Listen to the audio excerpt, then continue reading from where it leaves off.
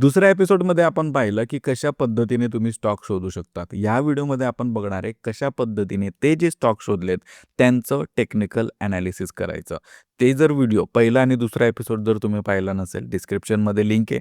ते प्लेलिस्ट जाऊन बघा किंवा इथे वरती तुम्हाला लिंक मिळून जाईल. व्हिडिओला सुरू करायच्या आधी एक डिस्क्लेमर देऊन देतो. या व्हिडिओमध्ये जे काही पण स्टॉक आपण डिस्कस करणार आहे, कोणताही स्टॉक मी बाय किंवा सेल करण्यासाठी तुम्हाला रिकमेंड करत नाही. आपण हे फक्त एक एज्युकेशन पर्पजसाठी कशा पद्धतीने टेक्निकल एनालिसिस करायचं, कशा पद्धतीने सपोर्ट रेजिस्टन्स लावायचे, हे सगळ्या ज्या गोष्टी आहेत ते बघण्यासाठीच आपण फक्त या व्हिडिओमध्ये काही स्टॉकचे एक्झाम्पल घेणार आहे. त्याच्यामध्ये मी कोणालाही बाय किंवा सेल करायला सांगत नाहीये. स्टॉक सिलेक्शनमध्ये कोणते स्टॉक चांगले आहेत हे तर मी तुम्हाला सांगणारच आहे. पण त्याच्या आधी जे स्टॉक अव्हॉइड आपल्याला करायचे, ज्या स्टॉकमध्ये आपल्याला एंट्री नाही घ्यायची, ज्या स्टॉकमध्ये आपल्याला स्विंग ट्रेड नाही करायचे, असे कोणते स्टॉक आहेत 2-3 छोटे-छोटे एक्झाम्पल देऊन देतो. समजा एखादा स्टॉक जो आहे तो काही महिन्यांपासून डाउन ट्रेंडमध्ये चाललाय. म्हणजे त्याचे जे ट्रेंड डायरेक्शन आहे ते ट्रेंड डायरेक्शन हे डाउन ट्रेंडमध्ये आहे. म्हणून त्या स्टॉकमध्ये आपल्याला ट्रेड करायचं नाहीये. दुसरी गोष्ट, तो जर स्टॉक मागच्या काही 3 ते 6 महिन्यांपासून कन्सोलिडेट करत असेल एक सेम रेटमध्ये, म्हणजे जसं डाउन ट्रेंडमध्ये एक तर खाली जातोय, कन्सोलिडेशन काय, की तो फक्त इथे समोरच असा फिरतोय आणि ज्या स्टॉकमध्ये आपल्याला ट्रेड करायचे ते कसे असतील अप ट्रेंडमध्ये, म्हणजे ते असे वर जाणारे असतील, ते असे वर जाणारे असतील. बरोबर? तर ते फक्त आणि फक्त आपला एकच फोकस असेल, की ज्या स्टॉकमध्ये आपण ट्रेड करतोय तो अप ट्रेंड मधलाच असावा. तर दुसऱ्या एपिसोडमध्ये आपण काही स्टॉक जे आहे चार्टिंगच्या मदतीने आपल्या ट्रेडिंगच्या प्लॅटफॉर्ममध्ये ॲड केले होते. त्याच सेम स्टॉकला आपण काय करणार आहे, त्यांचं टेक्निकल एनालिसिस करणार आहे. टेक्निकल एनालिसिस करण्यासाठी पहिला जो पॉइंट आहे, आपण प्रत्येक स्टॉक हा वीकली चार्टमध्येच बघत असतो. वीकली जी 1 वीकची कॅन्डल आहे त्याच्यामध्ये बघतो. ओव्हरव्ह्यू आपण सगळ्यात पहिले तर, आणि त्याच्यानंतर हळू तर सगळ्यात पहिले ओव्हरव्ह्यू, त्याच्यानंतर थोडा इन डेप्थ जाऊया, मग टेक्निकल सगळ्या गोष्टी बघूया आणि अशा पद्धतीने आपल्याला सपोर्ट, रेजिस्टन्स, व्हॉल्यूम या सगळ्या गोष्टी ज्या आहेत त्या पुढे आपण वन बाय वन डिस्कस करत जाऊ. सगळ्यात पहिले तर आपल्याला काय करायचं आहे, तुमचा जो स्टॉक असेल त्या स्टॉकला आपल्याला घेऊन यायचं आहे वीकली कॅन्डलवर. ठीक आहे. वीकली कॅन्डलवर आणायचा. वीकली कॅन्डलवर आल्यानंतर आपल्याला इथे 2-3 गोष्टी बघायच्या आहेत, की हा स्टॉक मी का सिलेक्ट करतोय. सगळ्यात पहिली जी गोष्ट आपल्याला बघायची, तो जो स्टॉक आहे तो अप ट्रेंडमधला असावा. ठीक आहे. अप ट्रेंड आहे, याच्यामध्ये तुम्हाला अप ट्रेंड दिसतोय. हा अप ट्रेंड वरती जाताना तुम्हाला दिसतोय. बरोबर? हा स्टॉक अप ट्रेंडमध्ये आहे का? हो. तर हा स्टॉक आपण एक तर पहिला जो क्रायटेरिया आपल्याला कंप्लीट झाला. दुसरा जो क्रायटेरिया आपल्याला बघायचा आहे, तो काय बघायचा आहे, की ह्याच्यामध्ये व्हॉल्यूम जी आहे, ती व्हॉल्यूम आपल्याला चांगली पाहिजे. व्हॉल्यूम एक्सपान्शन जे आहे, ते आपल्याला झालेलं इथे दिसलं पाहिजे. ठीक आहे. आता जिथे आपण ट्रेड घेतोय, तर आपल्या इथं काय असतं, की बाबा आपल्याला जर ट्रेड घ्यायचा आहे, तर व्हॉल्यूम एक्सपान्शन नंतर काही दिवस तो स्टॉक थोडासा कन्सोलिडेट केला पाहिजे आणि त्याच्यानंतर मग आपण त्याच्यात एंट्री घेतो. तर ती दुसरी गोष्ट आपल्याला बघायची, की याची जी व्हॉल्यूम आहे, ते बघा मी खाली आल्यानंतर ही जी व्हॉल्यूम, तुम्ही नंबर इंडिकेटरचा तो व्हिडिओ तुम्ही बघा. त्याच्यामध्ये मी तुम्हाला सांगितलं हे टूल्स, हे EMA, व्हॉल्यूम हे सगळं कसं लावायचं त्या व्हिडिओत मी सांगितलंय, तो व्हिडिओ तुम्ही बघू शकता. दुसरी गोष्ट तर काय बघायची, व्हॉल्यूम. व्हॉल्यूम आपल्याला किती पाहिजे, डेलीमध्ये आपली जी व्हॉल्यूम आहे ती डेलीमध्ये व्हॉल्यूम आपली 2 लाखापेक्षा जास्त पाहिजे. आता याच्यामध्ये बघा 3 लाख, 5 लाख आहे, म्हणजे एव्हरेज 2 लाखापेक्षा चांगले दिसते. तर ह्याचा जो एव्हरेज व्हॉल्यूम आहे ती चांगलीच आहे. ठीक आहे. ते एक क्रायटेरिया कंप्लीट झाला. पहिले आपण काय बघितलं, अप ट्रेंडमध्ये आहे. दुसरं आपण काय बघितलं, व्हॉल्यूम त्याची कशी आहे. तिसरं आपण काय बघणार, हे जे EMA लावून ठेवलेत आपण, EMA इंडिकेटर जे आपण हे लावून ठेवलेलं आहे, या इंडिकेटरमध्ये तो जो स्टॉक आहे हा 10 EMA, पहिली जी लाईन आहे तो 10 EMA, 20 EMA, 50 EMA, 100 EMA, 200 EMA या सगळ्या EMAsच्या वरती पाहिजे. दुसरी गोष्ट काय, की हा जो 10 EMA आहे हा 20च्या वरती पाहिजे. ठीक आहे. हा जो पहिली लाईन आहे वरची, थोडंसं झूम करूया, अजून क्लिअर होईल तुम्हाला. ठीक आहे. ही पहिली रेड लाईन आहे, ही 10 EMA. ठीक आहे. तर ही जी लाईन आहे ही 10, 20, 50, 100 आणि 200. 10 ही 20च्या वरतीच पाहिजे. 20ची जी लाईन आहे ती 50च्या वरती पाहिजे. 50ची जी लाईन आहे ती 100च्या वरती पाहिजे. 100ची जी लाईन आहे ती 200च्या वरती पाहिजे. ठीक आहे. ही एक गोष्ट लक्षात ठेवा. तसं जर असेल तर तो अप ट्रेंड आहे असं आपण ग्राह्य धरतो. आता इथे जर तुम्ही बघत असाल, बघा सगळ्या लाईन अशा चिपकलेल्या, गोंधळलेल्या सगळ्या अशा वाटताय. अशा जर रेंजमध्ये हा कोणता एरिया आहे, हा आहे कन्सोलिडेशन एरिया. म्हणजे हा सेम रेंजमध्ये इथे स्टॉक खालीवर, खालीवर, खालीवर चाललाय. इथून तो वरही जात नाही, इथून तो खालीही जात नाही. मग इथे आपण त्याच स्टॉकमध्ये ट्रेड केलं असतं का? नाही, आपण इथे ट्रेड नसतं केलं. आपण कुठे आपल्यासाठी बेस्ट कुठे आहे? आपल्यासाठी हा बेस्ट चार्ट आहे, की जिथे EMA ही एकदम सुटसुटीत व्यवस्थित अप ट्रेंडमध्ये जाताना दिसताय आणि आपला जो स्टॉक आहे तो स्टॉकसुद्धा अप ट्रेंडमध्ये जाताना दिसतोय. हा एक क्रायटेरिया फुल झाला. आता या स्टॉकमध्ये सगळ्यात पहिले तर बघा, की मागच्या काही वीकमध्ये किंवा मागच्या काही महिन्यामध्ये त्याचा अजून मागे कुठे हाय बनलेला दिसतोय का? की आत्ता जो आहे तोच त्याचा लाईफ हाय आहे किंवा 52 वीक हाय आहे वगैरे असं काय आहे का? तर ते बघून घ्या. तसं नसेल तर मग काय करायचं आहे, सपोर्ट आणि रेझिस्टन्स जे आहे त्याचे ड्रॉ करून ठेवायचे. आता सपोर्ट काय? की बाबा ह्या ठिकाणी एक झूम करतो थोडंसं. ह्या ठिकाणी जो हा स्टॉक आहे, याचा सपोर्ट घेऊन वरच्या साईडला गेलाय. ठीक आहे. हा एक सपोर्ट त्याचा बनतोय. दुसरा रेझिस्टन्स जो आहे त्याने इथे हा त्याचा एक रेझिस्टन्स बनला होता. तिथे तिथपर्यंत गेला, तिथून तो खाली आलाय. बरोबर? म्हणजे हा एक त्याचा रेझिस्टन्स बनला. आता इथे रेझिस्टन्स आहे, पण तीच सेम लाईन ही या ठिकाणी या कॅन्डलची या वीकचा सपोर्ट बनलाय बघा. जी ट्रेंड लाईन एक वेळेस सपोर्ट बनलेली असते, ती ट्रेंड लाईन जर पुढे जाऊन ही रेझिस्टन्सही बनवू शकते. आता जसं की ही जी ट्रेंड लाईन आहे इथे बनवलेली, ही ट्रेंड लाईन काय आहे? ही आता रेझिस्टन्स आहे. आता जर मी इथे बघितलं असतं समजा, आता हे इकडचं पुढचं इग्नोर करा. हे कॅन्डलच बनलेलं नाही असं समजू आपण. मग आपल्याकडे ही एकच कॅन्डल आहे. तर ही आपल्यासाठी काय असती? ही रेझिस्टन्स असते. ठीक आहे. मग तो स्टॉक काय केला? तो स्टॉक खाली आला.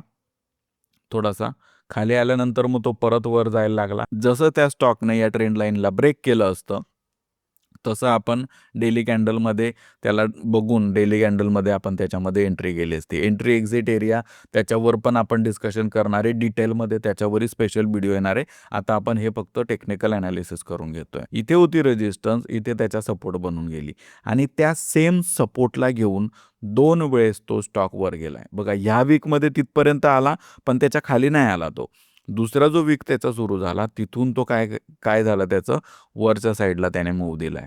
तर ही जी ट्रेंड लाईन आहे, अशा पद्धतीने ट्रेंड लाईनसुद्धा आपल्याला चांगली मदत करते. म्हणून जेव्हा आपण टेक्निकल एनालिसिस करतोय, तर सिंपल हे 2-3 गोष्टी आहेत. तुम्हाला खूप जास्त असे ते MACD आणि RSI आणि असे 100 वेगवेगळे टूल्स आहेत, 100 वेगवेगळे इंडिकेटर्स आहेत. ते आपल्याला वापरायचे नाही. आपलं काय आहे, की 2-3 सिंपल इंडिकेटर वापरायचे, ज्याच्यामध्ये आपल्याला जेवढं सिंपल स्विंग ट्रेडिंग तुम्ही जेवढं सिंपल ठेवणार तेवढं तुमच्यासाठी बेस्ट आहे. तुम्ही जर त्याच्यामध्ये खूप जास्त गोंधळ घुसवला, तर इतकं कन्फ्युजन होऊन जाईल, की तुमचं म्हणजे दिमाग खराब होऊन जाईल तुमचं. म्हणून त्याला सिंपल काय व्हॉल्यूम इंडिकेटर, दुसरं EMA आणि तिसरं ट्रेंड लाईन. बस या सिंपल एवढ्याच 3 इंडिकेटरच्या मदतीने मी स्वतः ट्रेड करतो. हे काय मी तुम्हाला शिकवतोय, जे मी करतो तेच मी सांगतोय. मी काय वेगळं इथे काहीच सांगणार नाहीये. म्हणून ते जे माझी प्रोसेस आहे, ती प्रोसेस मी तुम्हाला शिकवतोय. ठीक आहे. ते झालं. आता इथे आपल्याला क्रायटेरिया जो आहे, या स्टॉकचा थोडासा फुलफिल होताना दिसतोय, की बाबा हा व्यवस्थित वाटतोय.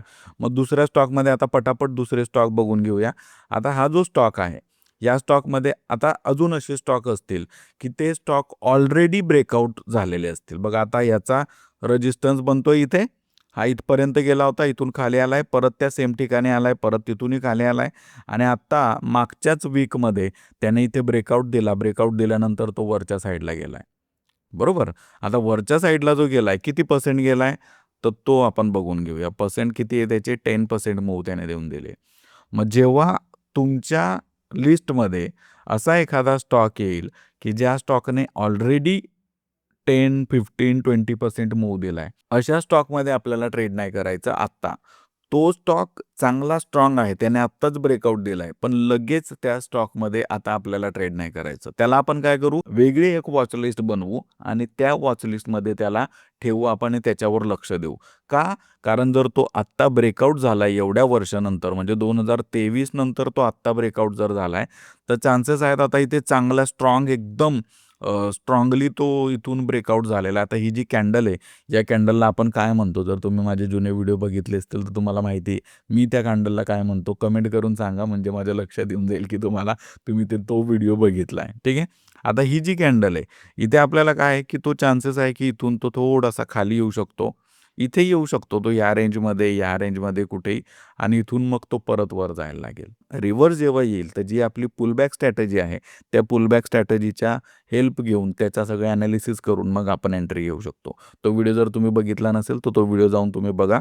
त्याच्यामध्ये आपण पुलबॅक स्ट्रॅटेजीबद्दलही डिस्कशन केलेलं आहे. मग आता या स्टॉकमध्ये आपण ट्रेड करू शकतो का नाही? मग काय करायचं, सरळ या स्टॉकला डिलीट मारा. आपल्याला तर वॉच लिस्टमध्ये ठेवायचाच नाही. हां, तुम्हाला ह्या वॉच लिस्टमध्ये नाही, कारण आपल्याला आता एंट्री करायची आहे त्या स्टॉकमध्ये, म्हणून आपण लगेच नाही करणार. लगेच आपल्याला एखादा स्टॉक जर एंट्री करायचा आहे आज उद्यामध्ये आणि त्याला जर वॉच लिस्टमध्ये ठेवतो तर या लिस्टमध्ये तो नको आहे आपल्याला.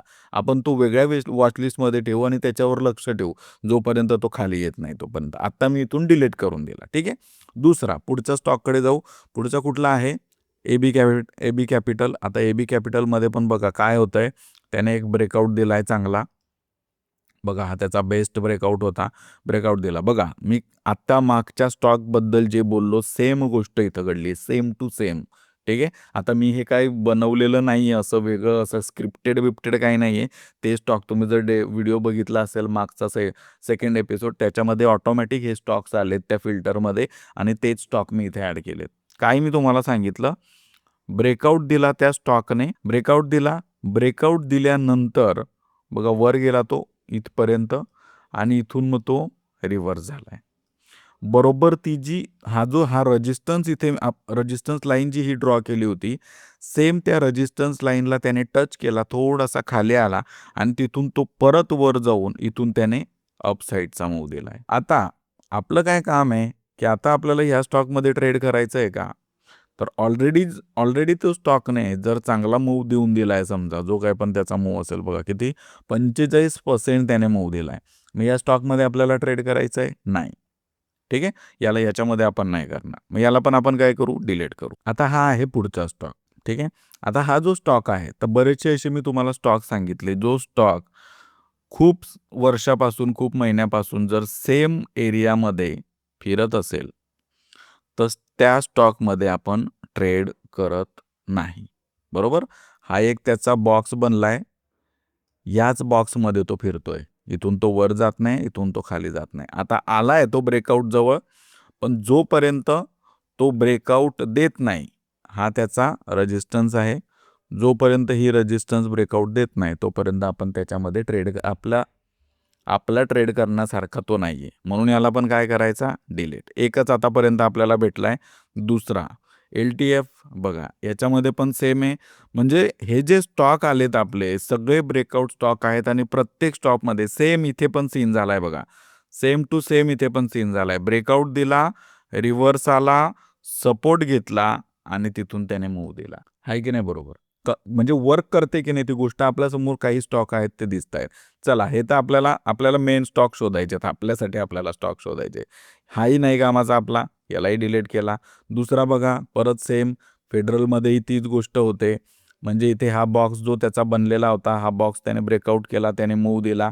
आता हे जे स्टॉक आहेत, या स्टॉकने ऑलरेडी जर आपल्याला 15% to 20% बघा, म्हणजे ऑलरेडी मूव्ह दिला आहे त्याने. मग असे स्टॉक आपल्याला नको आहे. याला पण आपण डिलीट करू, हा पण नको आहे. मग दुसरा आहे AU बँक. ठीक आहे. आता हा स्टॉक आहे. या स्टॉकमध्ये ट्रेड करू शकतो का आपण? कमेंट करून आता तुम्ही सांगा, की या स्टॉकचं नाव लिहायचं आहे आणि तुम्ही सांगायचं आहे, की येस आपण ट्रेड करू शकतो, नो आपण ट्रेड नाही करू शकत. तुम्हाला काय वाटतंय? आता या स्टॉकबद्दल तुम्ही सांगा. ठीक आहे. याला तर मी डिलीट करतो. त्याच्यानंतर पुढचं. ओके. चला, एक स्टॉक आपल्याला भेटलाय दुसरा, तो आहे हिरो मोटोकॉर्प. आता याच्यामध्ये काय होतंय बघा, आपला जो रेजिस्टन्स लाईन आपण ड्रॉ करून घेतली, मूव्ह जो आहे अपसाईडला व्यवस्थित दिसतोय, सगळे EMAs वगैरे व्यवस्थित दिसत आहेत, काय हरकत नाही. आता तो इथे ब्रेकआउट होणार आहे, म्हणजे आता हा आपला घेण्यासारखा आहे. याला आपण वॉच लिस्टमध्ये आपल्या ठेवू शकतो. याला आपण ठेवणार आहे. नेक्स्ट जाऊया पुढचा आहे कुठला? सेन्सेरा. ठीक आहे. बघा याच्यामध्ये पण सेम. चला, तिसरा स्टॉक आपल्याला भेटला, की जो ब्रेकआउट जवळ आहे एक्झॅक्ट. ठीक आहे. आता या वीकमध्ये अजूनही ब्रेकआउट नाही झाला आहे, पण हा पण आता वॉच लिस्टमध्ये आपण ठेवू शकतो. त्याच्यानंतर नेक्स्ट कोणता आहे?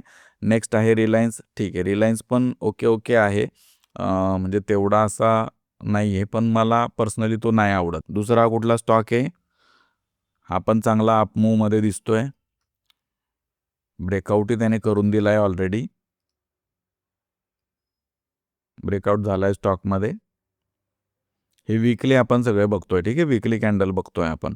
आता आपण डेलीमध्ये जाऊन पण ॲनालिसिस करणार आहे त्याचं. वीकलीमध्ये थोडासा व्यवस्थित वाटतोय, त्याने ब्रेकआउट देऊन रिटर्न पण आलाय आणि आता इथे थोडासा सस्टेन करतोय.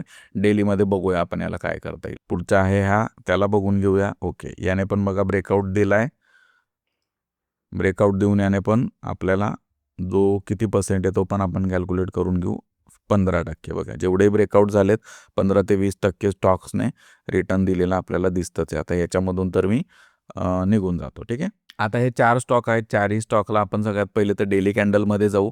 डेली कॅन्डलमध्ये प्रत्येक स्टॉकला बघू की डेली कॅन्डलमध्ये पण तो तसा वर्क करतोय का. बघा आता एकदम बरोबर बेस्ट असा हा एक स्टॉक वाटतोय की सगळ्यात पहिले तर हा त्याचा सपोर्ट आपण इथे रेजिस्टन्स जो आहे तो वीकली कॅन्डलमध्ये ड्रॉ केला होता. इथे त्याने ब्रेकआउट दिला बघा. किती तारखेला ब्रेकआउट दिला आहे? 10 नोव्हेंबरला. 10 नोव्हेंबरला ब्रेकआउट दिला. एकदम पॉझिटिव्ह कॅन्डल बनली आहे. व्हॉल्यूम एक्सपान्शन बघा. जेव्हा अजून एक गोष्ट लक्षात ठेवा, आता डेलीमध्ये आपण काय बघतो, ज्या दिवशी ब्रेकआउट होतोय, ठीक आहे, हा तो दिवस आहे. झूम करूया थोडंसं म्हणजे अजून तुम्हाला स्पष्ट होईल.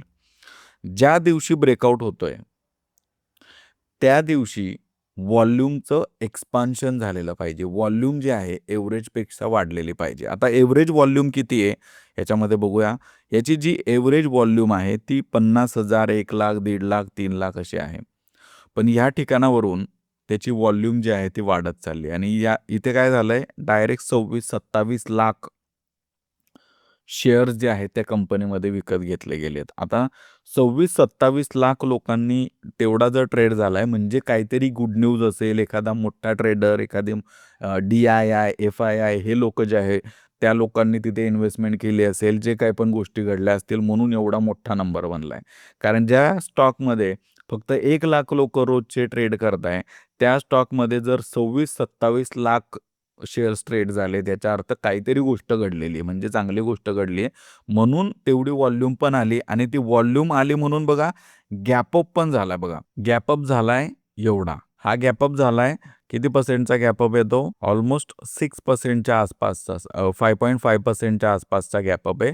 त्याच्यानंतर पण तो स्टॉक अजून वर गेलाय. त्याच्यानंतर पण किती गेलाय तो? 12. म्हणजे ऑलमोस्ट 18% मूव्ह त्याने त्या एका दिवसामध्ये दिला. तर कुठल्या स्टॉकला 18% हलवणं म्हणजे ₹1,500 स्टॉक आहे तो. ₹1,500 स्टॉकला 18% वर घेऊन जाणं म्हणजे एखाद्या मोठ्या व्यक्तीचं, एखाद्या कंपनीचं, म्युच्युअल फंडचं काम आहे. बरोबर?